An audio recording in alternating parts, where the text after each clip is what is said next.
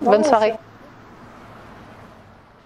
La déconnexion, c'est un principe, c'est un droit, hein, mais c'est aussi, j'irais presque un devoir.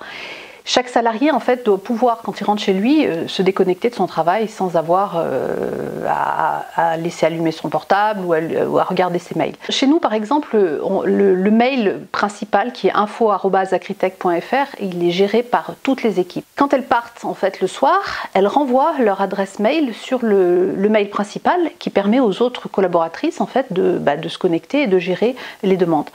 Il n'y a pas de rupture de service, en fait, quand les gens sont absents. La déconnexion, c'est quelque chose qui ne se décrète pas, à mon sens, c'est quelque chose qu'on doit préparer. Le travail se fait en équipe. Déjà, on est sur un open space. L'objectif de ce travail, c'est de pouvoir échanger et d'être toujours informé des dossiers en cours.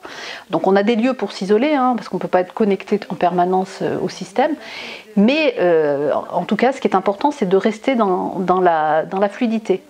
Si les personnes s'isolent et travaillent toutes seules sur des dossiers, quand elles sont absentes, effectivement, c'est compliqué de reprendre ce dossier. Ça nous oblige à revenir voir la personne, à lui poser des questions, et ça, c'est compliqué après de se déconnecter. Donc en fait, ce qu'on favorise, c'est les échanges entre nous, sur les dossiers, des réflexions en commun.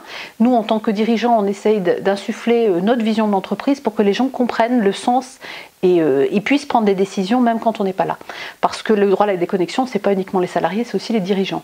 Et ici, j'avoue que nous, quand on part en congé, on a très peu d'appels, ou pratiquement pas, et en tout cas, nos salariés sont capables de gérer l'entreprise sans nous, parce qu'ils savent quel est l'objectif, quel est le sens, et là où on veut aller.